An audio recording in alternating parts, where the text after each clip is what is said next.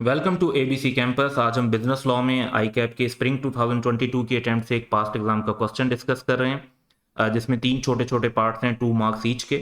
In November 2021 Farhan, Noman and Salman established a hotel in Sawat.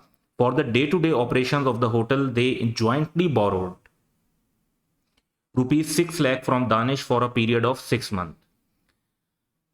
Under the provision of Contract Act, discuss the following. तो 2 marks के लिए हमें obviously briefly discuss करना होगा। तीन सवाल पूछे हुए हैं, तो one by one in questions की तरफ चलते हैं। और हमें ये ध्यान में रखना है कि ज्वाइंटली बोरो किया है तो जो रूटीन रूल्स अप्लाई होंगे उनको हमने देखना है ज्वाइंट प्रॉमिस की सूरत में, ज्वाइंट ऑब्लिगेशन की सूरत में।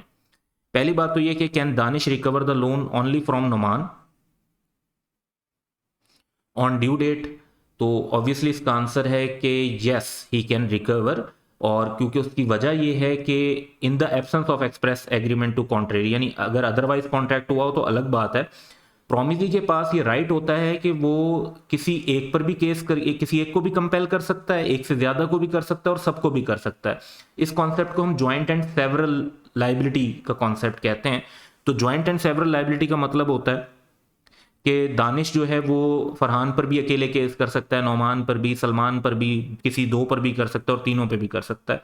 तो ऑब्वियसली इसमें ज्वाइंट एंड सेवरल लाइबिलिटी होती है और इस वजह से दानिश कैन रिकवर। तो ये जो पूछी हुई थी बात,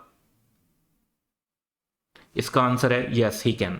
शॉर्ट आंसर है यस ही कैन, और प्रॉपर 2 मार्क्स लेने के लिए हम रीजन भी बताएंगे अपने कंक्लूजन के साथ। बी पार्ट की तरफ चलते हैं। Can Danish recover the loan if Farhan, Noman and Salman die before the due date. तो अगर जो ज्वाइंट प्रोमिसर्स होते हैं उनकी डेथ हो जाती है तो उनके लीगल रिप्रेजेंटेटिव लाइबल होते हैं, अनलेस के कॉन्ट्रेरी इंटेंशन अपेयर हो रही हो। वंस अगेन ये कॉन्सेप्ट लॉ में बार बार आता है। तो लीगल रिप्रेजेंटेटिव लाइबल होते हैं और वो भी लाइबल होते हैं ज्वाइंटली। इसका मतलब है कि दानिश जो है वो फिर भी रिकवर कर सकेगा। Yes he would be able to recover.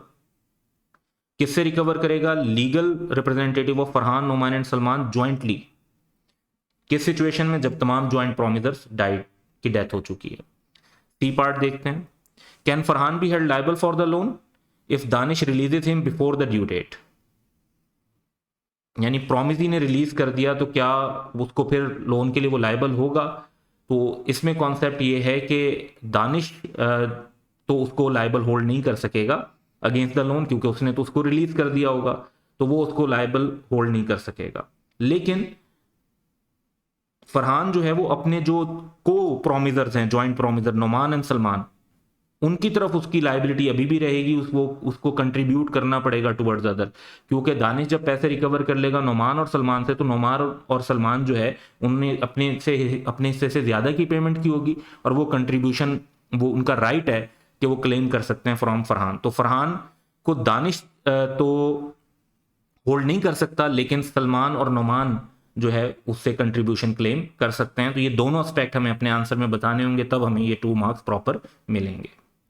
तो ये सिंपल सा सिनेरियो था। ज्वाइंट प्रोमिसेस की मुनासिब अंडरस्टैंडिंग हो तो उसकी बेस पर ये 6 आउट ऑफ 6 मार्क्स हमारे इसमें आ सकते हैं।